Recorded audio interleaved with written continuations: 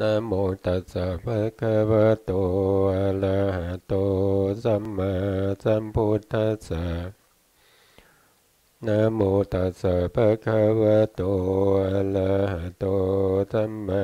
สัมพุทธัสสะสัมมาสัมพุทธมัตตุลังสัสสะธัมมะกะนุตตมังอาภิวาทิยปาติสังอาภิธรรมัตถสังฆังตถาวุตตาภิธรรมัตถาจตุตาปรมัตถโตจิตตังเจตสิกังรูปังนิพพานามิติสัพพทาก็กราบนมัสการพระมหาเถระพระสังฆาธิการพระเถรานุเถระและขอสวัสดีท่านผู้ฟังและผู้ชมทุกท่านที่ติดตามในรายการพระไตรปิฎกลอยฟ้าในเนื้อหาส่วนที่เป็นเรื่องของพระอภิธรรมนะครับครั้งนี้ก็เป็นครั้งที่45นะครับซึ่งเราก็ยังพูดถึงในเรื่องของวิปัสสนาธรรมนะครับกำลังพูดถึงในเรื่องของวิปัสสนาธรรมซึ่งเราติดต่อมาจากการที่เราพูดในเรื่องของรูปขันธ์นะครับรูปขันธ์แล้วก็ในส่วนที่เป็นเกี่ยวกับเรื่องรูปที่เราศึกษาอยู่ในปริเฉดที่6นะครับปริเฉดที่6ที่ชื่อว่ารูปวิภาคนัยก็คือการแสดงรูปโดยพิสดารนะครับซึ่งตอนนี้นะเราก็ได้อธิบายถึงลักษณะของการที่เราจะกำหนดรู้ในเรื่องของรูปนะครับในเรื่องของรูปว่ามันเกี่ยวข้องกับอะไรบ้างนะครับอันดับแรกที่เราจะต้องรู้นั่นก็คือเรื่องของอารมณ์นะครับอารมณ์ของวิปัสสนาเราเรียกว่าเป็นวิปัสสนาภูมิ6นะครับเราก็ได้พูดไปแล้วมีขันธ์5นะครับขันธ์5อายตนะ12ธาตุ18อินทรีย์22สัจจะ4แล้วก็ปฏิจจสมุปบาทนะครับพวกนี้เป็นอารมณ์นะครับเป็นอารมณ์ของวิปัสสนาแล้วอันที่สองเราก็มาพูดถึงในส่วนที่เป็นผลของวิปัสสนานะครับนั่นก็เรียกว่าเป็นวิปัสสนาธรรมนะครับวิปัสสนาธรรมก็จะมีอยู่6อย่างด้วยกันนะครับ6อย่างก็จะมี1ก็คือวิสุทธิ7นะครับ2ก็คือลักษณะ3ก็คืออนุปัสสนา3 4ก็คือวิปัสสนาญาณ10นะครับ5ก็คือวิโมกข์3 6ก็คือวิโมกขมุข3นะครับพวกนี้เป็นวิปัสสนาธรรมนะครับแล้วตัวปฏิบัติที่เราจะต้องพูดต่อไปก็คือเรื่องของโพธิปักขิยธรรม37ประการนะครับซึ่งการที่เราพูดนี่ก็เพียงพูดโดยคร่าวๆให้เราพอที่จะมองเห็นภาพได้ว่าการที่เราจะปฏิบัติกำหนดรู้ในเรื่องของนามขันธ์รูปขันธ์เนี่ย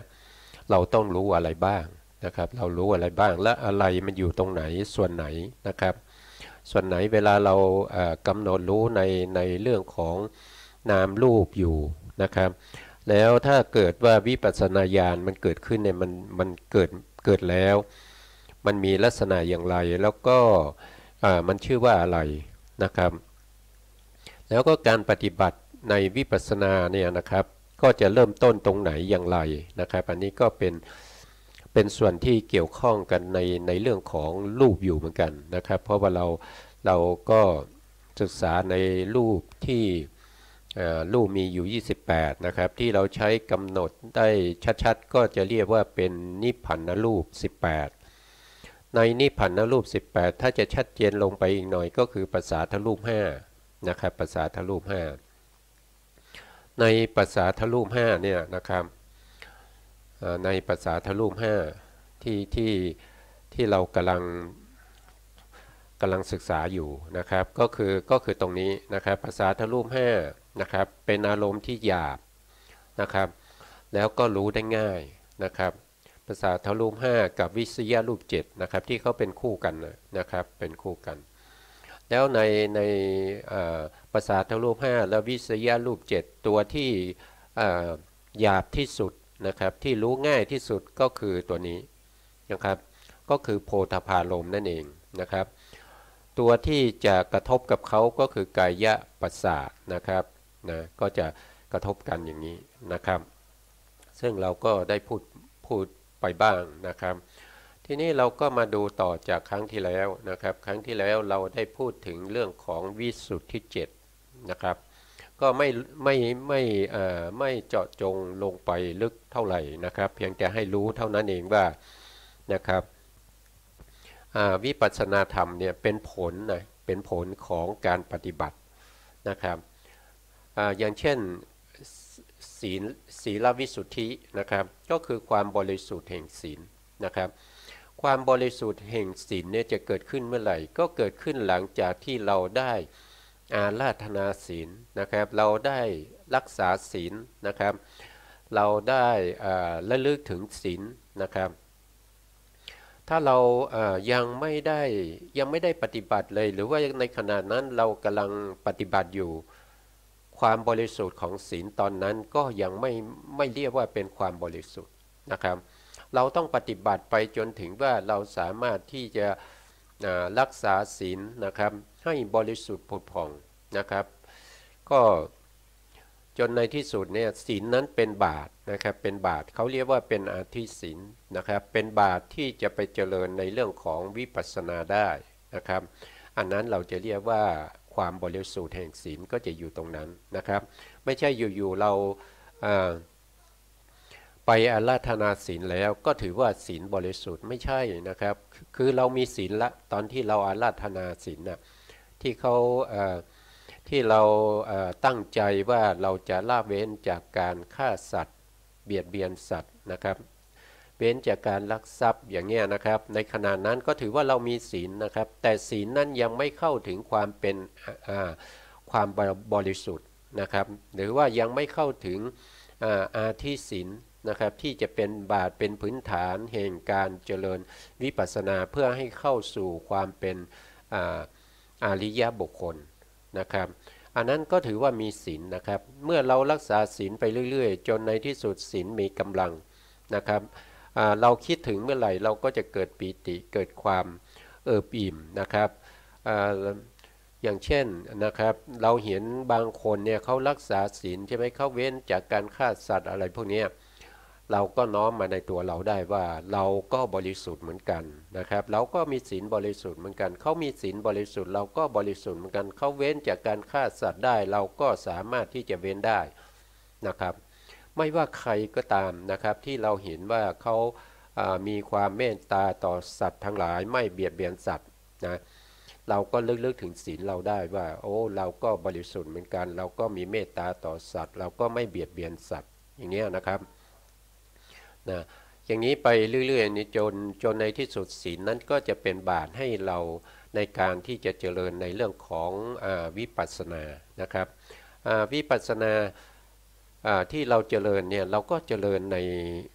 สติปัฏฐาน4นะครับสติปัฏฐาน4นี่เป็นตัวที่เราต้องประพฤติปฏิบัตินะครับกับศีลเบื้องต้นนะครับจนกว่าจะมาถึงศีลที่มีความบริสุทธิ์แห่งศีลตรงนี้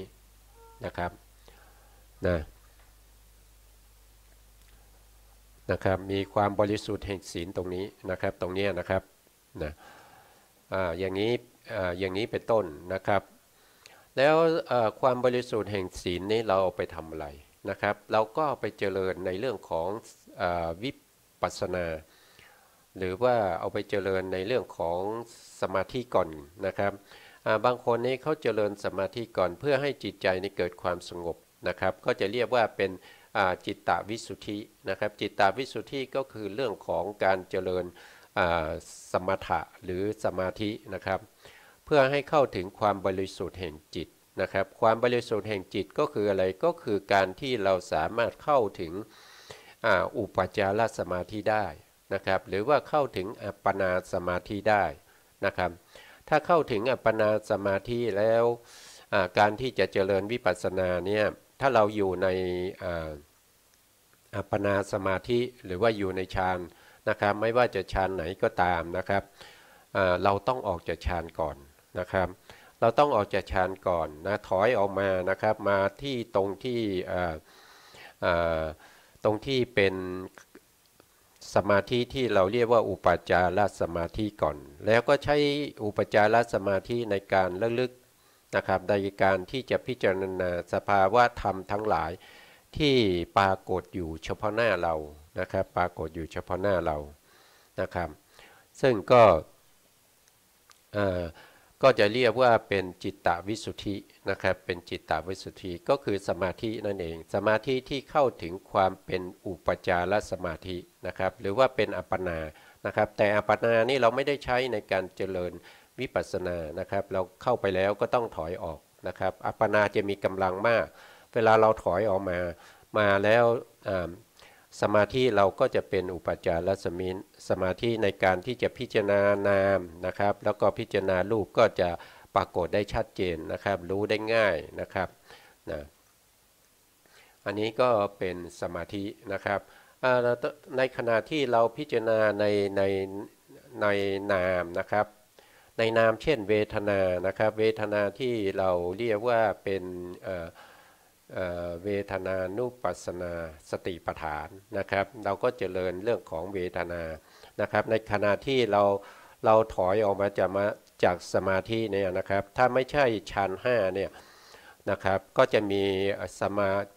มีเวทนาที่เป็นสุขนะครับมีเวทนาที่เป็นสุขนะครับพิจารณาถึงสุขหรือว่าพิจารณาถึง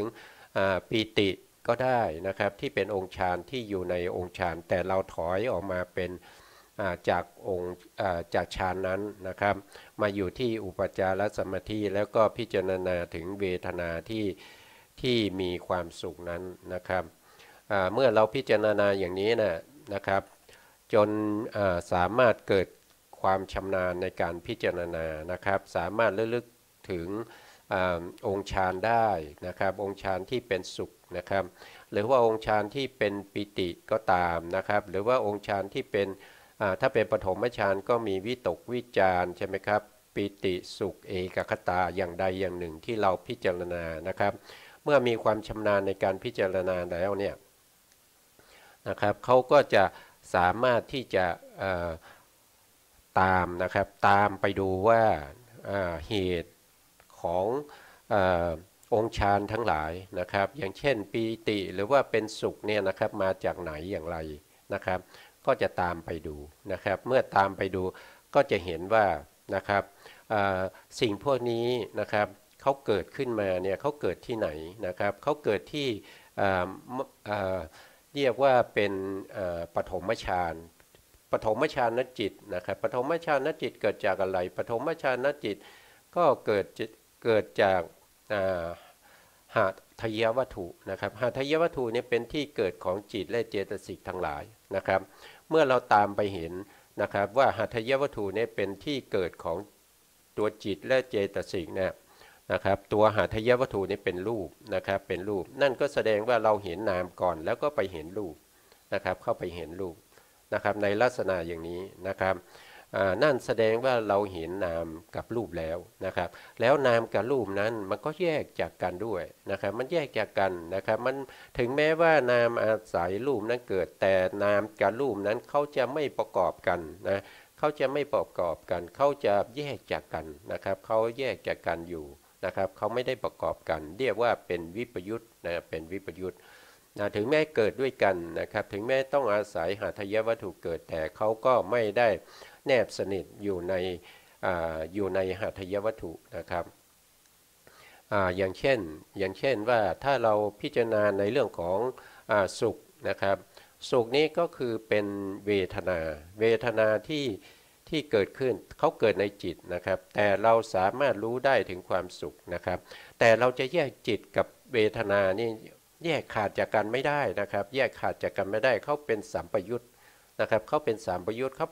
ประกอบกันนะครับเขาเกิดพร้อมกันนะครับแล้วเขารู้อารมณ์เดียวกันนะครับแล้วเขาอาศัยที่เกิดอันเดียวกันนะครับแล้วก็เขาจะดับพร้อมกันนะครับนามธรรมเขาจะมีลักษณะอย่างนั้นนะครับแต่นามธรรมกับรูปธรรมเนี่ยแยกขาดออกจากกันได้นะครับอย่างเช่นที่พูดเมื่อกี้นะครับว่ามโนวิญญาณนะครับที่เรียกว่าเป็นปฐมฌานจิตนะครับที่เกิดตรงที่หาทายวัตถุนะครับแต่เขาไม่ได้อยู่แนบชิดติดกับหาทายวัตถุนะครับแต่เขาสามารถที่จะแยกออกจากกันได้แล้วปกติแล้วเขาจะแยกออกจากกันอยู่เสมอนะครับเขาจะไม่ประกอบกันนะครับอย่างนี้ก็แสดงว่าเราเข้าถึงในเรื่องของทิฏฐิวิสุทธินะครับเราสามารถที่จะเห็นได้เห็นอะไรเห็นนามแล้วก็มาเห็นรูปนะแต่บางคนเนี่ยเขาไม่ได้เจริญเรื่องของสมาธินะครับเขาไม่ได้เจริญในเรื่องของสมาธิมาก่อนเขาเจริญวิปัสสนาโดยตรงเลยโดยกำหนดรู้ในอิริยาบถต่างๆเช่นนะครับเวลาเดินนะครับเขาก็รู้ว่าในขณะที่เขายกเท้าเนี่ยเขาก็รู้ถึงความเบานะครับความเบาของเท้าที่ยกขึ้นนะครับแล้วก็ในขณะที่ยกขึ้นเนี่ยเขาก็จะรู้สึกถึงว่าการยกของเขาเนี่ยเวลายกขึ้นเนี่ยเขาจะสัมผัสกับลมที่พัดที่ไหวอยู่นะครับแล้วก็รู้สึกถึงความหย่อนความตึงของเส้นเอ็นต่างๆในขณะที่เขายกนะครับอันนี้เป็นกายานุปัสสนาสติปัฏฐานนะครับรู้อะไรก็รู้เรื่องของวายโยธาตุนะครับวายโยธาตุอยู่ที่ไหนอยู่ในกายของเรานะครับไม่ใช่วายโยธาตุที่อยู่ข้างนอกนะครับในขณะที่เรายกเนี่ยเรารู้สึกถึงว่า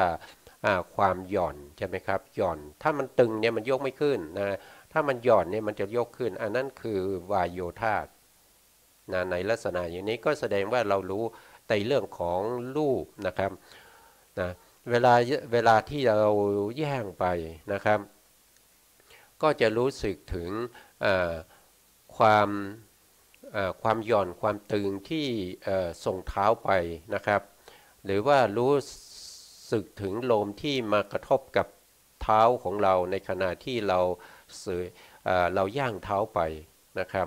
หรือว่าในขณะที่เราหย่อนเท้าลงนะครับพวกนี้ต้องตามรู้ให้หมดนะครับ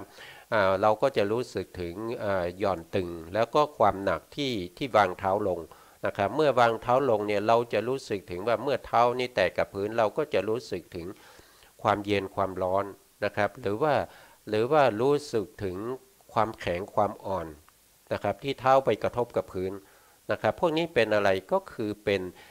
ป็นปัทวีธาตุนะครับเป็นปัทวีธาตุนะครับบางทีเราเหยียบลงไปนะครับเรารู้สึกถึงความเหนียวความหนืดนะครับหนืดหรือว่ารู้สึกคล้ายๆว่ามีน้ำนะครับมีน้ำมันหนึบมันเหนียวนะครับอย่างนี้ก็เป็นธาตุอะไรก็เป็นลักษณะของลักษณะของเขาเรียกว่าเป็นอาโปก็คือธาตุน้ำนะครับพวกนี้เราต้องตามรู้ตามเห็นในสภาวะ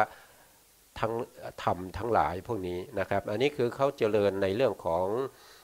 รูปขันธ์นะเขาไม่ได้เจริญสมาธิมาก่อนเขาใช้คณิกะสมาธิในการเจริญในกายานุปัสสนาสติปัฏฐานอย่างนี้ก็สามารถที่จะเข้าถึงทิฏฐิวิสุทธิได้เหมือนกันนะครับเข้าถึงในญาณที่หนึ่งนะครับในญาณที่หนึ่งที่เราเรียกว่าเป็นนามรูปปริเฉทญาณนะครับเข้าถึงนามรูปปริเฉทญาณได้นะครับซึ่งโดยละเอียดเนี่ยเราจะได้ศึกษาต่อไปในชั้นสูงขึ้นไปนะครับในชั้นที่เราเรียกว่าเป็นมัชชิมโทนะครับศึกษาในเรื่องของสมถ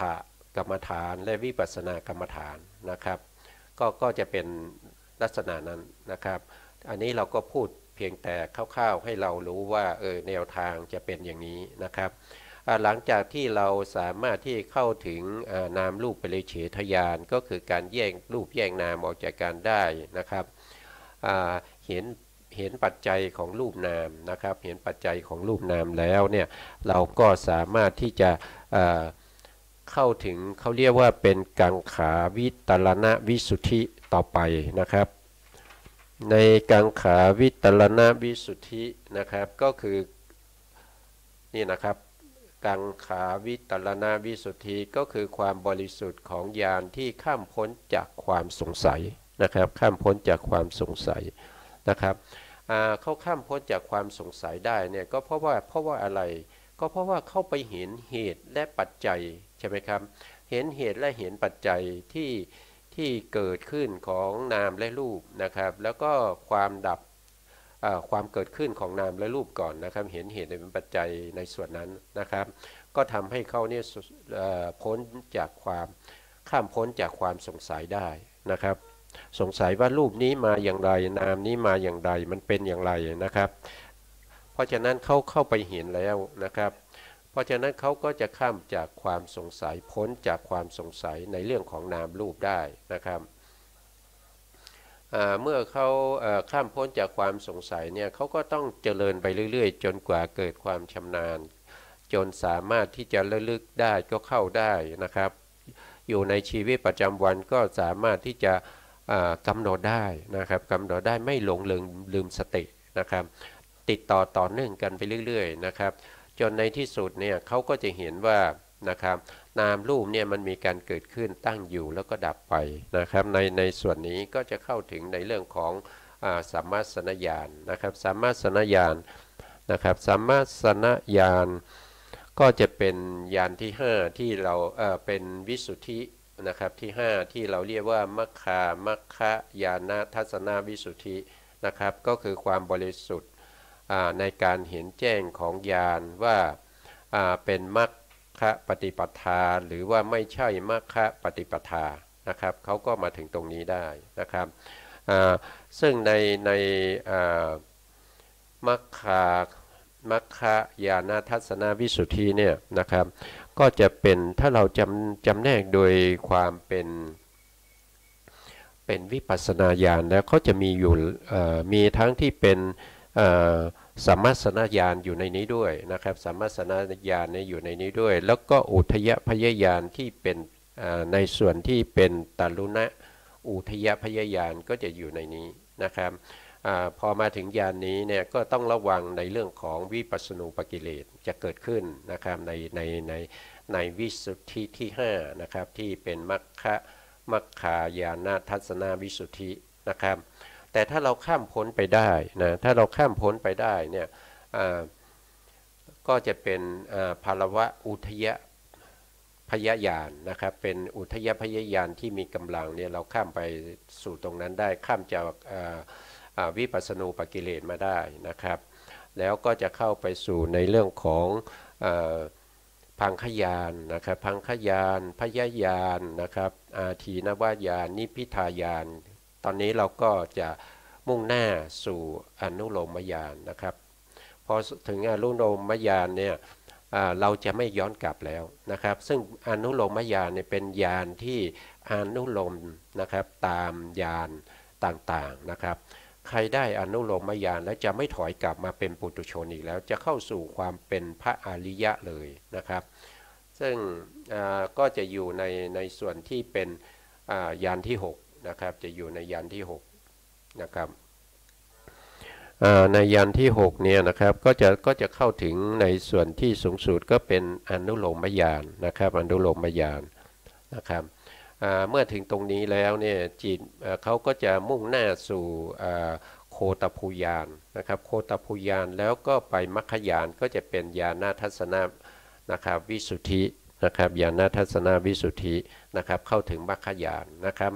ส่วนในส่วนที่เป็นโคตภูญาณเนี่ยไม่ได้จำแนกอยู่ในวิสุทธิอันใดอันหนึ่งนะครับเพราะว่าโคตภูญาณเนี่ยเป็นลักษณะว่าตัวเองเนี่ยเป็นโลกิยะแต่มีอารมณ์เป็นโลกุตระแล้วก็เป็นโลกุตระที่เป็นนิพพานเนี่ยเป็นนิพพานที่ไม่ได้ทำหน้าที่ในการประหารกิเลสนะครับเปรียบเสมือนกับว่าบุคคลที่ต้องการถวายสารแก่พระราชานะครับก ก็เดินทางมาจากแดนไกลนะครับอาพอเดินทางมาถึงนะครับพระราชาก็กำลังเสด็จประพาสในการเรียบเมืองเพื่อจะตรวจดูความเรียบร้อยของประชาชนนะครับตัวเองมาถึงแล้วก็ยังอยู่ห่างจากพระราชาซึ่งอยู่ทรงช้างนะครับยังอยู่ที่ไกลนะครับแต่มองเห็นพระราชาแล้วนะครับแต่ยังไม่สามารถที่จะเข้าไปถวายศาลได้นะครับก็จะเป็นลักษณะอย่างนั้นก็ถือว่าเห็นพระราชาแล้วแต่ยังไม่สามารถทำกิจได้นะครับซึ่งอยู่ไกลนะครับอันนี้ก็เป็นอุปมาอุปไมยของโคตภูยานนะครับนะโคตภูยานแล้วก็จะเป็นมัคคยานพอมัคคยานก็จะได้ญาณทัศนวิสุทธิก็จะเป็นวิสุทธิเจ็ดนะครับอันนี้ก็เข้าถึงวิสุทธิเจ็ดนะครับในวิสุทธิเจ็ดเนี่ยถ้าเทียบแล้วก็คือมัคคยานนั่นเองนะครับเทียบได้กับมัคคยานนะครับแล้วก็ยังมีจากมรรคญาณก็จะมีผลญาณใช่ไหมครับมีผลญาณมีปัจเจเวคขณญาณนะครับอันนั้นก็จะอยู่ในส่วนที่เราจะเรียกว่าเป็นปัญญาวิสุทธินะครับก็จะมีญาณวิสุทธิ8นะครับก็เรียกว่าปัญญาวิสุทธิก็คือผลญาณนะครับแล้วก็ในส่วนที่เป็นถ้าเข้าถึงในส่วนที่เป็นอรหันตผลเนี่ยเขาจะเรียกว่าเป็นวิมุตตินะครับวิมุตติก็คือเป็นวิสุทธิที่9นะครับที่นอกเหนือจากตรงนี้นะครับนะอันนั้นก็จะเป็นรายละเอียดนั้นต่อไปนะครับส่วนลักษณะ3นะครับลักษณะ3เนี่ยก็คือในขณะที่เราพิจารณาอยู่ในมัคคายานทัศนวิสุทธินะครับที่เราเข้าถึงในเรื่องของสัมมสนญาณนะครับตรงนั้นสัมมสนญาณเนี่ยเราจะเห็นความเป็นอนิจจังนะครับความเป็นอนิจจังก็คือความไม่เที่ยงนะครับความไม่เที่ยงคืออะไรความไม่เที่ยงก็คือสิ่งที่ไม่มีแล้วก็มีขึ้นนะครับมีขึ้นแล้วก็ดับไปนะครับมันไม่ได้ตั้งอยู่นานนะครับมันตั้งอยู่ตามระยะเวลาที่มันจะตั้งได้อย่างเช่นนามธรรมก็มีอนุขณะแค่3ขณะเท่านั้นที่เขาจะมีเรียกว่าอะไรมีการตั้งอยู่นะครับสภาวะธรรมที่ยังตั้งอยู่ก็มีแค่3ขณะก็คืออุปาทขณะทิฏฐิขณะพังฆาขณะเท่านั้นเองนะครับแต่ถ้าเป็นรูปธรรมรูปธรรมก็มี3ขณะเหมือนกันนะครับแต่ว่าตรงที่เป็นถีติขณะเนี่ยเขาจะมีมากหน่อยนะครับรูปธรรมก็จะมีอุปาทขณะ1ขณะเท่ากับจิตที่เป็นอุปาทะนะครับแล้วก็พังฆาขณะก็จะเท่ากับขณะของจิตก็คือพังฆาขณะแต่ถีติขณะของจิตเนี่ยมีอยู่แค่1ขณะแต่รูปเนี่ยเขามีถีติขณะถึง49ขณะนะครับเพราะฉะนั้นรูปนี้จะตั้งอยู่เท่ากับจิตอยู่17ดวงตามที่เราศึกษามานะครับในลักษณะนี้เราจะเรียกว่ามีการเกิดไม่มีแล้วก็เกิดขึ้นมีแล้วก็ดับไปนะครับมีแล้วก็หมดไปอันนี้เราจะเรียกว่าเป็นลักษณะที่เป็นอนิจจังคือความไม่เที่ยงนะครับคือความไม่เที่ยงนะครับแล้วในขณะที่เป็นทุกข์นะครับในขณะที่เป็นทุกข์นั่นก็คือหมายถึงว่าในขณะที่เป็นถีติขณะที่ตั้งอยู่นั้นนะครับมันก็ตั้งอยู่ได้ไม่นานมันทนอยู่ในสภาพเดิมของมันไม่ได้นะครับทนอยู่ในความเป็นถีติขณะให้นานมันก็ไม่ได้นะครับมันก็เป็นไปตามลักษณะของมันถ้าเป็นนามธรรมก็มีแค่ขณะเดียวถ้าเป็นรูปธรรมก็มีแค่49ขณะนะครับ49ขณะนะครับทนอยู่ในสภาพนั้นไม่ได้ก็ถือว่าเป็นลักษณะที่เป็นทุกข์นะครับก็เรียกว่าทุกขลักษณะนะครับทุกขลักษณะซึ่งเป็นลักษณะที่เป็นทุกข์นะครับอนัตตานะครับอนัตตาก็คือหมายความว่าอย่างไงอนัตตาก็คือหมายความว่าทั้งหมดเลยนะครับตั้งแต่ไม่มีนะครับตั้งแต่ไม่มีแล้วมีขึ้นนะครับเมื่อมีขึ้นแล้วก็หมดไปนะครับทั้งหมดนี้นะตั้งแต่ไม่มีแล้วมีขึ้นแล้วก็มีขึ้นแล้วก็หมดไปดับไปนะครับพวกนี้ก็เป็นอนัตตานะครับบังคับบัญชาไม่ได้ไม่สามารถที่จะกำหนดให้มันตั้งอยู่นานๆนะครับไม่ให้ เป็นไม่ให้มันแก่ก็ไม่ได้นะครับให้มันเป็นไปตามที่เราต้องการก็ไม่ได้นะครับไม่สามารถที่จะบังคับบัญชามันได้นะครับอันนี้เป็นอนัตตานะครับก็เป็นอนัตตานะครับเมื่อเรารู้ลักษณะทั้ง3แล้วเนี่ยเราจำเป็นที่จะต้องติดตามดูนะครับติดตามดูลักษณะทั้ง3ของรูปและนามที่ปรากฏนะครับที่ปรากฏในในตัวของเรานะครับว่าอารมณ์ไหนนะครับที่มีกำลังมากนะครับที่ปรากฏชัดเจนเราก็กำหนดรู้อารมณ์นั้นนะครับอย่างเช่นรูปธรรมเนี่ยที่กำหนดได้ชัดเจนแล้วก็หยาบมากเลยนั่นก็คือโพธพารมณ์นะครับโพธพารมณ์นี่รู้ได้ด้วยกายยวิญญาณจิตนะครับกายยวิญญาณจิตเนี่ยเป็นตัวที่เห็นโดยการประจักษ์รู้โดยการประจักษ์ซึ่งหน้าเลยนะครับแต่สภาวธรรมอื่นนะครับมีจิตอยู่อีกเท่าไหร่มีจิตอยู่46นะครับมีจิตอยู่46เนี่ยก็จะเป็นตัวที่จิต46เนี่ยจะรู้เห็นนะครับจะรู้เห็นตามอะไรตามกายวิญญาณนะครับกายวิญญาณนี่เห็นโดยประจักษ์นะครับจิต46ก็คือจิตที่อยู่ในกามจิตนะครับกามจิตมีอยู่54นะครับกามจิตนี่มี54นะครับแล้วก็ลบจักขุวิญญาณจิต2ใช่ไหมลบโสตวิญญาณจิต2ลบคานาวิญญาณจิต2ลบชิวหาวิญญาณจิต2ลบ8ดวงนี้ออกไปทำไมต้องลบ8ดวงนี้ออกไปเพราะ8ดวงนี้ไม่สามารถเห็นโดยประจักษ์นะครับในโพธพารมณ์แล้วก็ไม่สามารถรู้เห็นได้ในโพธพารมณ์นะครับไม่ได้เลยนะครับเพราะฉะนั้นจำเป็นที่จะต้องลบออกไปนะครับลบออกไปทั้งหมด8ดวงนะครับลบออกไป8ดวงแล้วไปลบกับ45ก็จะ54เอา8ดวงนี้ไปลบกับ54นะครับ54ตรงนี้นะครับ54จิตในกามจิตนี้มี54ลบออก8นะครับลบออก8ลบออก8ที่เป็นจักขูวิญญาณจิต2นะครับโสตวิญญาณจิต2คานาวิญญาณจิต2แล้วก็ชิวหาวิญญาณจิต2เอาไปลบแล้วก็เหลืออยู่46นะครับเหลืออยู่46ดวงทั้งหมดนั้นนะครับ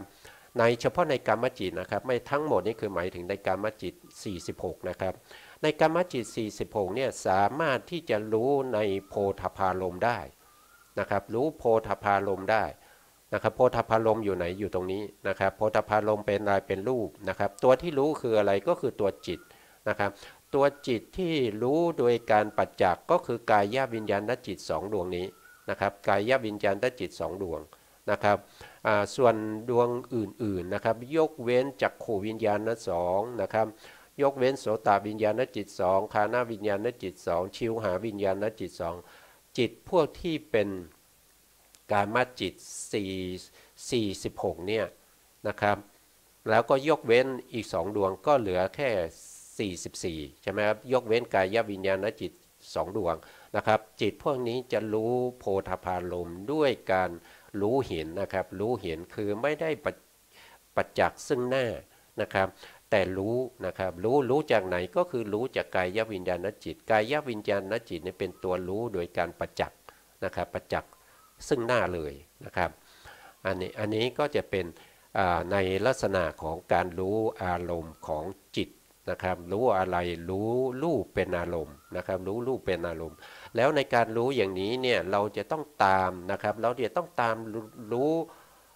เราจะต้องตามรู้อยู่เนืองๆนะครับต้องตามรู้ให้ติดต่อเนื่องกันนะครับให้รู้เนืองๆนะครับโดยความไม่เที่ยงก็คือเข้าไปเห็นถึงความเกิดขึ้นความดับไปนะครับความเกิดขึ้นและความดับไปของรูปธรรมนะครับรูปธรรมที่เป็นโพธพารมณ์นะครับที่เป็นความแข็งหรือความอ่อนหรือว่าเป็นความหย่อนความตึงหรือว่าเป็นความเย็นความร้อนนะครับเราต้องตามรู้ให้ได้อย่างชัดเจนนะครับ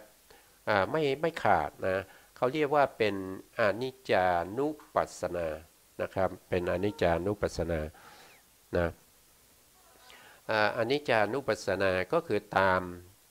รู้ตามเห็นถึงความไม่เที่ยงไม่มีแล้วเกิดขึ้นมีแล้วก็ดับไปนะครับอัน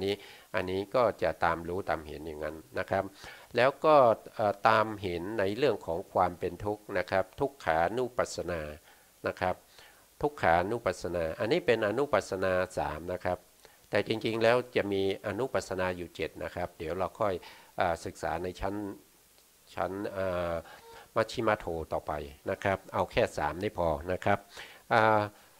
ในทุกขานุปัสสนาเนี่ยก็คือตามรู้ถึงความทนอยู่ในสภาวะของความเป็นรูปเป็นนามนั้นไม่ได้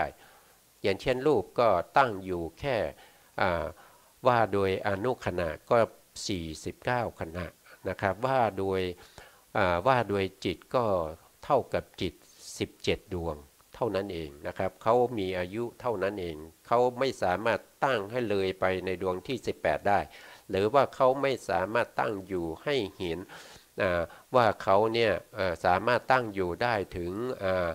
จิต20ดวง30ดวงอย่างเงี้ยมันไม่ได้นะครับมันไม่ได้มันทนอยู่ได้แค่17ดวงเท่านั้นนะครับมันทนอยู่ได้แค่นับโดยขณะก็คือ49ขณะเท่านั้นนะครับนอกนั้นจะไม่ได้เลยนะครับเพราะฉะนั้นการที่มันทนอยู่ไม่ได้ในสภาวะที่เป็นถีติขณะแล้วก็ไม่สามารถทนอยู่ในความเป็นอุปาทขณะนะครับอุปาทขณะมันก็ไม่ทนอยู่ไม่ได้นะครับมันอุปาทขณะมันก็ต้องเปลี่ยนไปเป็นถีติขณะนะครับเมื่อเป็นถีติขณะครบ49ขณะแล้วมันจะอยู่ในถีติขณะก็ไม่ได้จะต้องเปลี่ยนไปเป็นพังคขณะนะครับถ้าจะทนอยู่ในพังคขณะก็ไม่ได้นะครับมันได้แค่ขณะเดียวนะครับมันก็จะหายไปนะครับมันก็จะดับไปแล้วมันจะไม่ทนอยู่ได้นะครับอันนี้ก็เป็นเรื่องของความทุกข์นะครับเป็นเรื่องของความทุกข์นะเป็นเรื่องของความทุกข์นะครับอันที่3ก็คือตามเห็นนะครับตามเห็นรูปนามโดยความเป็นอนัตตาอยู่เนืองๆนะครับการพิจารณานะครับว่าโดยตามสำนวนแล้วนะครับเขาก็ว่าการพิจารณารู้เห็นอยู่เนืองๆโดยความเป็นอนัตตานะครับโดยความเป็นอนัตตานั่นก็คือการที่เราเห็นนามและรูปนะครับมีการเปลี่ยนแปลงตั้งแต่ไม่มีแล้วก็มีขึ้นนะครับมีขึ้นแล้วก็ดับไปนะครับรวมกันทั้งหมดเนี่ยเราจะเรียกว่าเป็นอนัตตานะครับเป็นอนัตตานะครับมันไม่ใช่ตัวไม่ใช่ตนนะครับมันไม่ใช่สิ่งที่เราจะไปบังคับบัญชาให้มันเป็นไปตามที่เราต้องการได้นะครับมันไม่สามารถที่จะทนอยู่ตามที่เราบอกให้ว่ารูปของเรานะครับจงตั้งอยู่อย่าได้เป็นอย่างนั้นเลยนะครับแต่รูปนั้นก็ไม่สามารถที่จะตั้งอยู่ตามที่เราต้องการได้นะครับในพระสูตรนี้ก็จะมีมากมายนะครับใน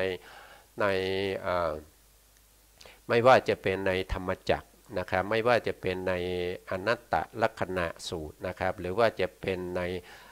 อาทิตตปริญญายสูตรเนี่ยนะครับก็จะพูดถึงในรายละเอียดของความเป็นอนิจจังทุกขังอนัตตาไว้นะครับก็จะมีสำนวนที่ไพเราะนะครับผมอ่านมาแล้วแต่ผมมันไม่ค่อยจำนะครับผมไม่ค่อยจำเลยนะก็ไม่สามารถที่จะนำมาพูดต่อได้นะครับก็ไม่จำนะ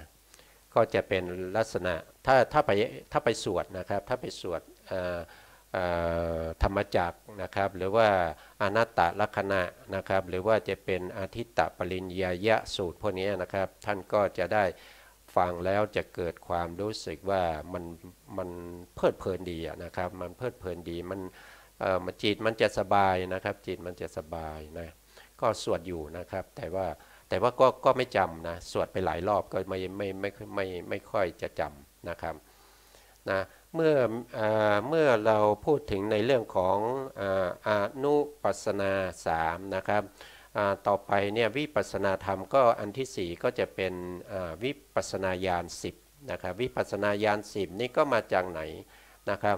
ก็มาจากการที่เราประพฤติปฏิบัตินะครับประพฤติปฏิบัติไปแล้วสภาวธรรมที่เกิดขึ้นแต่ละช่วงเนี่ยก็นำมาจำแนกโดยความเป็นวิปัสสนานะครับได้วิปัสสนา10นะครับได้วิปัสสนา10นะครับในวิปัสสนา10เนี่ยเริ่มต้นตั้งแต่เห็นพระไตรลักษณ์นะครับ เริ่มต้นตั้งแต่เห็นในเรื่องของอนิจจังทุกขังอนัตตาไม่ได้เริ่มต้นจากการเห็นรูปเห็นนามไม่ได้เริ่มต้นจากการเห็นปัจจัยของรูปนามนะครับวิปัสสนาญาณจะเริ่มต้นตั้งแต่ในเรื่องของพระไตรลักษณ์นะครับเพราะฉะนั้นญาณที่เห็นพระไตรลักษณ์เนี่ยก็จะอยู่ในญาณที่3ที่เราเรียกว่าเป็นสัมมสนญาณนะครับก็จะได้สัมมสนญาณมาเป็นญาณที่1นะครับสัมมสนญาณเนี่ยก็คือปัญญาที่พิจารณาลักษณะทั้ง3ของรูปนามลักษณะทั้ง3ก็คืออนิจจังทุกขังอนัตตานะครับลักษณะ3นะครับก็คืออนิจจังทุกขังนะครับแล้วก็อนัตตานะครับก็พิจารณาตามที่เราได้พูดไปในเรื่องของอนุปัสสนา3ในลักษณะ3ไปแล้วนะครับก็จะพิจารณาเห็นอย่างนั้นนะครับคือสัมมาสนญาณเนี่ยเป็นญาณแรกในการที่เห็นการเกิดขึ้นของรูปและนามนะครับการเกิดขึ้นของรูปและนามนะครับเกิดขึ้นแล้วตั้งอยู่แล้วก็ดับไปนะครับสัมมาสนญาณจะเป็นญาณที่เห็นเป็นครั้งแรกนะครับเมื่อทำการพิจารณาอยู่ในความเป็นอนิจจังทุกขังอนัตตาไปเรื่อยๆเนี่ยจิตมันเริ่มที่จะมีความชำนาญมากขึ้นนะครับมีความชำนาญมากขึ้นเมื่อชำนาญมากขึ้นเนี่ยในส่วนที่เป็นตั้งอยู่เนี่ยเขาจะปล่อยนะครับเขาจะไปเห็นเฉพาะในส่วนที่เกิดขึ้นแล้วก็ดับไปนะครับเพราะว่าความเร็วนะครับความเร็วของการเกิดขึ้นตั้งอยู่ดับไปเนี่ยมันเร็วขึ้นเรื่อยๆจิตก็คล่องขึ้นนะครับชำนาญขึ้นจนในที่สุดเห็นเฉพาะในส่วนที่ดับไปแล้วก็ส่วนที่เกิดขึ้นแล้วก็ดับไปไม่เห็นในส่วนที่ตั้งอยู่นะครับอย่างนั้นเนี่ยเราจะเรียกว่าเป็นอุทยพยญาณก็ขึ้นไปในญาณสูงต่อไปเพราะว่าจิตที่เราพิจารณาในเรื่องของพระไตรลักษณ์เนี่ยมันมีความคล่องแคล่วนะครับมีความชำนาญมากขึ้นจนสามารถเห็นแต่ความเกิดขึ้นแล้วก็ดับไปนะครับลักษณะนั้นเราก็จะเรียกว่าเป็นอุทยพยญาณนะครับก็คือปัญญาที่เกิดขึ้นนะครับแล้วก็ดับไปของนามและรูปนะครับที่เกิดขึ้นแล้วก็ดับไปนะครับไม่มีตั้งอยู่แล้วนะครับในขณะนี้เนี่ยถ้าเราเข้าถึงตรงนี้นะครับในขณะช่วงแรกๆเนี่ยจะมีวิปัสสนูปกิเลสเกิดขึ้นวิปัสสนูปกิเลสนะครับที่เกิดขึ้นเนี่ยก็จะเป็นก็จะมีด้วยกันอยู่10อย่างนะครับใน10อย่างนี้ก็จะเป็นเขาเรียกว่าเป็นวิปัสสนูปกิเลส9อย่างข้างต้นนะครับเป็นวิปัสสนูปกิเลสที่ดีนะครับทุกคนก็ปรารถนานะปรารถนาให้ได้มาซึ่งวิปัสสนูปกิเลสข้างต้นนะครับทั้ง9นะครับพอดีผมจะเปิดให้ท่านผู้ฟังและผู้ชมได้เห็นนะครับแต่ผมอยู่ตรงนี้นะครับหน้าที่6นะครับหน้าที่6ก็ไปไม่กี่หน้านะครับก็ขออนุญาตเลื่อนไปให้ท่านผู้ฟังเลยผู้ชมได้เห็นนะครับวิปัสสนูปกิเลสนะครับนะก็จะอยู่ตรงนี้นะครับเนี่ยนะครับวิปัสสนูปกิเลสนะครับวิปัสสนูปกิเลสจะเกิดในญาณที่เป็นอุทยพยญาณที่เป็นตัลลุนะนะครับที่มีกำลังอ่อนที่เราได้มาใหม่ๆที่มีกำลังอ่อนเรายังไม่ได้เจริญให้มีความชำนาญเพิ่งได้มานะครับช่วงนั้นจะเกิดวิปัสสนูปกิเลสขึ้นนะครับวิปัสสนูปกิเลสก็จะมีอยู่10อย่างนะครับวิปัสสนูปกิเลส10อย่างนี้นะครับตั้งแต่วิปัสสนูปกิเลสข้อที่1นะครับถึงข้อที่9นะครับถึงข้อที่9เนี่ยเป็นเรื่องของส่วนที่ดีทั้งหมดเลยนะครับเป็นส่วนที่ดีทั้งหมดอย่างเช่นโอภาสเนี่ยก็คือได้แก่แสงสว่างนะครับก็จะมีแสงสว่างเกิดขึ้นนะครับเราก็จะเห็นแสงสว่างนั้นสว่างสวยไปหมดนะครับถ้าเราอยู่ในห้องนะครับตอนกลางคืนมืดแล้วนะครับไม่มีไฟฟ้านะครับแสงสว่างนี้จะโอภาสนี้ก็จะสว่างสวยกระจายออกไปถึงนอกห้องนะครับหรือว่า เราจะเห็นแสงสว่างนี้ไปตลอดทั้งวัดนะครับจะไปทางไหนนี่ก็สว่างไสวยไปหมดนะครับบางองค์เนี่ยสามารถที่จะเห็นปลาในแม่น้ำได้นะครับไปถึงมหาสมุทรได้นะครับส่องลงไปในทะเลนะครับเห็นปลาที่แหวกว่ายไปมาได้นะครับโอภาสตัวนี้นะครับบางคนเนี่ยเมื่อมาถึงโอภาสแล้วนะครับก็เกิดข้อที่10เลยนะครับข้อที่10คืออะไรก็คือนิกันตินะครับก็คือความยินดีติดใจนะครับความยินดีติดใจพอใจในโอภาสนั้นนะครับเพราะฉะนั้นก็จะต้องมาติดอยู่ตรงนี้ทุกครั้งที่เข้ามาถึงตรงนี้ก็จะยินดีพอใจหลังๆมาก็จะทำวิปัสสนาเพื่อให้ได้โอภาสเท่านั้นไม่สนใจแล้วว่าเราจะทำวิปัสสนาให้ได้มากได้ผลเขาไม่สนใจแล้วเขาจะเอาเฉพาะโอภาสอย่างเดียวนะครับอันนี้มันมีข้อที่10เนี่ยนะครับมันจึงมีปัญหาเลยข้อที่10เนี่ยเป็นตัวที่จะปิดกั้นนะครับปิดกั้นวิปัสสนูปกิเลสตั้งแต่ข้อ1ถึงข้อ9เนี่ยเขาจะไปติดเข้าไปยินดีพอใจหมดเลยนะครับเพราะฉะนั้นก็ติดอยู่ตรงนี้แหละนะครับไม่ต้องไปในยานชั้นสูงต่อไปนะอันที่2ก็คือปิตินะครับปิติก็คือความอิ่มใจมีอยู่5อย่างนะครับมีอยู่5อย่างนี้เราไม่พูดแล้วนะครับเอาไว้ศึกษาในโอกาสต่อไปนะครับปิติก็จะอิ่มใจอย่างที่เราไม่เคยพบมาก่อนนะครับเราเป็นความสุขที่เกิดขึ้นอย่างอิ่มใจไม่เคยอิ่มใจอย่างนี้มาเลยนะครับก็จะมีนิกันติไปติดนะครับอันนี้นะครับเข้าไปติดได้นะครับบางท่านก็อาจจะมีปัสสัทธิแรงมากนะครับมีความสงบทั้งกายและใจนะครับนะสงบมากเลยนะก็ติดอยู่ในปัสสัทธินั้นนะครับโดยข้อที่10ก็คือนิกันติเข้าไปติดนะครับข้อที่4อาทิโมกข์อาทิโมกข์ก็คือความศรัทธานะครับได้มีกำลังใจแก่กล้านะครับศรัทธาแม้กระทั่งว่านะครับเรามีศรัทธาขนาดนี้มากมายขนาดนี้นะครับก็อยากจะไปขุดเอากระดูกของเพื่อนฝูงหรือว่าบรรพบุรุษที่ไม่เคยปฏิบัติวิปัสสนาเอามาให้ปฏิบัติวิปัสสนาเพื่อจะให้ได้เหมือนกับตัวเองนะครับมีศรัทธาถึงขนาดนั้นนะครับศรัทธาแรงมากไม่เคยเป็นมาก่อนนะครับ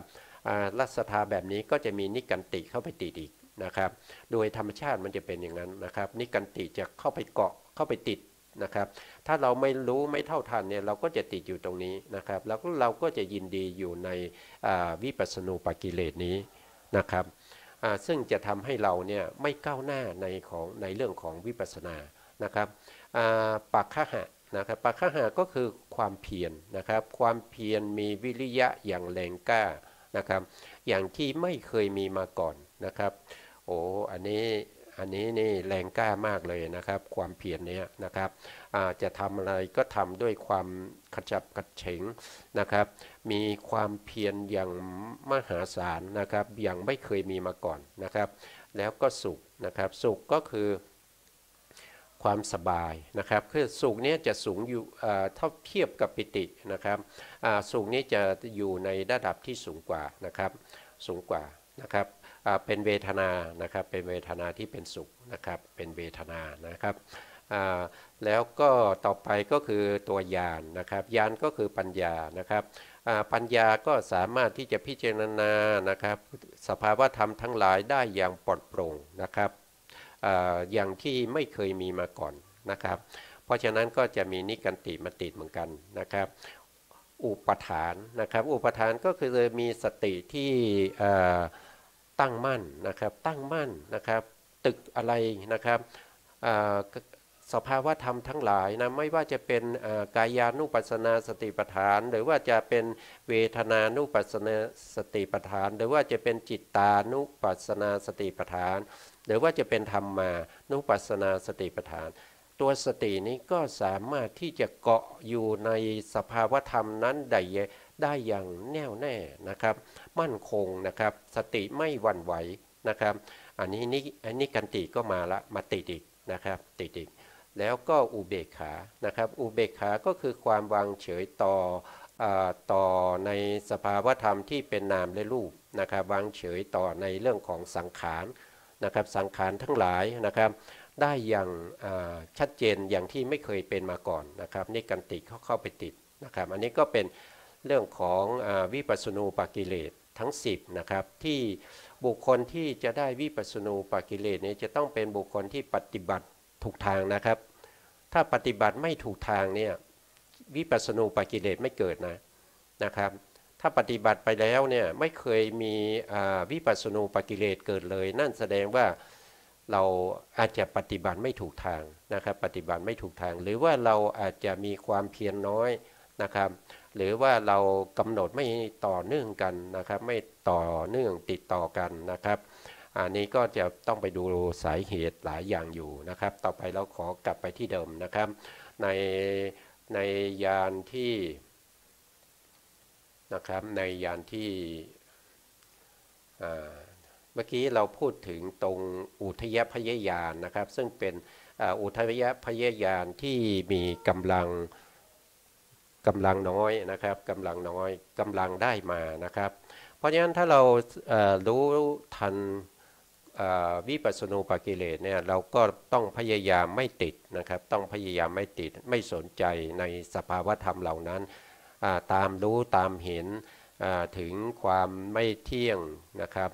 ถึงความทุกข์และก็ความเป็นอนัตตาของรูปนามไปเรื่อยๆนะครับเห็นความเกิดขึ้นแล้วก็ดับไปนะครับจนความเกิดขึ้นแล้วดับไปนั้นมีกำลังมากขึ้นนะครับอารมณ์นั้นนะครับก็สามารถที่จะหลุดพ้นจากวิปัสสนูปกิเลสเข้าสู่ในส่วนที่เป็นภาลวะอุทยพยญาณนะครับก็ยังอยู่ในญาณนี้อยู่นะครับแต่เป็นภาลวะอุทยพยญาณนะครับหลังจากนั้นเนี่ยเมื่อเราเห็นความเกิดขึ้นดับไปจนเป็นวสีนะครับเกิดความชำนาญนะครับจนในที่สุดเนี่ยเราก็จะเห็นเฉพาะในส่วนที่ดับไปนะครับต่อไปเนี่ยเราจะไม่เห็นเกิดละเราเห็นแต่มันดับไปเมื่อว่ารูปก็ตามนามก็ตามมันดับไปมีแต่ดับไปอย่างเดียวนะครับก็คือปัญญาเห็นความดับไปของรูปและนามนะครับอันนี้แสดงว่าเราเข้าถึงพังคญาณนะครับเข้าถึงพังคญาณนะเมื่อเราเข้าถึงพังคญาณเนี่ยเราเห็นแต่มันไม่มีอะไรมันดับไปอยู่เรื่อยๆนะครับมันหมดไปอยู่เรื่อยๆจนในที่สุดเนี่ยสิ่งที่หมดไปดับไปเนี่ยมันไม่มีแก่นสารไม่มีสาระมันเป็นภัยเห็นจนมันเป็นภัยนะครับพิจารณากำหนดจนเห็นว่ามันเป็นภัยเห็นนามรูปเนี่ยที่มันดับไปนะเป็นภัยที่น่ากลัวนะครับเป็นภัยที่น่ากลัวนะครับก็แสดงว่าเราเข้าถึงพยญาณนะครับเข้าถึงพยญาณทีนี้เมื่อมันดับไปอยู่เรื่อยๆนะครับเห็นว่ามันเป็นภัยเนี่ยต่อไปเนี่ยเราก็จะเห็นว่ามันเป็นโทษละนะครับเห็นว่ามันเป็นโทษนะครับมันไม่มีคุณเลยทั้งรูปทั้งนามมันเป็นแต่โทษเท่านั้นนะครับมันทำให้เราได้รับความลำบากนะครับเป็นโทษนะอันนี้ก็แสดงว่าเราเข้าถึงอาทีนวญาณนะครับเมื่อเข้าถึงอาทีนวญาณเนี่ยพิจารณาไปเรื่อยๆจนในที่สุดเนี่ยก็เห็นสิ่งที่เราตามรู้ตามเห็นว่ามันไม่เที่ยงมันเป็นทุกข์มันเป็นอนัตตานะมันเป็นรูปนามที่น่าเบื่อหน่ายนะครับน่าเบื่อหน่ายนะน่าเบื่อหน่ายก็แสดงว่าเราเข้าถึงนะครับในความรู้สึกของเรานะต้องดูที่ปัญญาที่เป็นตัวที่รู้สึกถึงอารมณ์ที่เราต่อเนื่องกันมาเรื่อยๆนะครับไม่ใช่ว่าหน้าเบื่อหน่ายโดยไม่ได้ปฏิบัติเลยแต่เบื่อหน่ายการที่จะต้องไปคุกคีกับคนนั้นคนนี้คนนั้นพูดไม่ดีนี้เกิดความเบื่อหน่ายอย่างนั้นไม่ใช่นิพพิทายานนะครับไม่ใช่นิพพิทายานนะครับอันนั้นจะเป็นในลักษณะเป็นโลกิยะเป็นโทสะนะครับเป็นโทสะนะครับความเบื่อหน่ายนี้มันต้องต่อเนื่องกันมาเรื่อยๆนะครับจะต้องมีอาทีนะว่าถึงจะมานิพพิทายานได้นะต้องเป็นในลักษณะนั้นนะครับเมื่อมีความเบื่อหน่ายก็อยากจะหาทางออกจากรูปนามนะครับก็พยายามที่จะหาทางออกหาทางหนีจากรูปนามนั้นนะครับในการที่หารูหาทางเพื่อจะพ้นจากรูปนามนั้นเราก็จะเรียกว่าเป็นมูลจิตตุกัมมยตายานนะครับมูลจิตตุกัมมยตายานซึ่งเป็นญาณที่7นะครับนะเมื่อเราหาทางหนีทางออกอยู่เรื่อยๆแต่ก็ไม่สามารถ ที่จะมีทางไหนเลยที่เราจะออกไปได้นะครับเพราะฉะนั้นก็มีการพิจารณา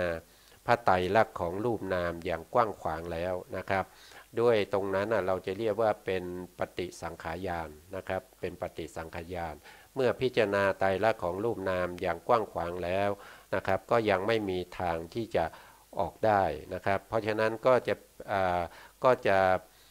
วางเฉยต่อรูปนามละต่อไปก็ต้องวางเฉยต่อรูปนามนะครับทำใจวางเฉยต่อรูปนามนะครับอันนั้นก็จะเรียกว่าเป็นสังขารูปเปกขาญาณนะครับเมื่อสังขารูปเปกขาญาณวางเฉยต่อรูปนามจนสามารถเกิดเป็นวสีเกิดเป็นความชำนาญนะครับ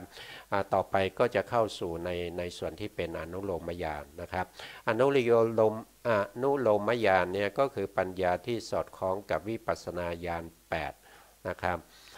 ตั้งแต่อุทยพยญาณนะครับเว้นสัมมาสนญาณนะครับอุทยพยญาณจนถึงสังขารูปเปกขาญาณข้างต้นนะครับจนถึงพร้อมด้วยกำลังที่จะเข้าสู่นะครับเข้าสู่ในมรรคญาณต่อไปนะครับถ้ามาถึงอนุโลมแล้วจะไม่กลับไปสู่ความเป็นปุถุชนอีกนะครับอนุโลมนี้คือมันจะมุ่งหน้าสู่โคตภูญาณแล้วก็ไปสู่มรรคญาณนะครับนะก็จะเป็นพระอริยบุคคลนะถ้าใครเจริญมาถึงตรงนี้นะครับแต่ถ้าบุคคลนั้นเจริญมาถึงสังขารูปเปกขาญาณเนี่ยวางเฉยต่อรูปนามแล้วยังไม่สามารถที่จะทำให้เกิดความชำนาญได้ไม่เกิดเป็นวสีนะครับอันนั้น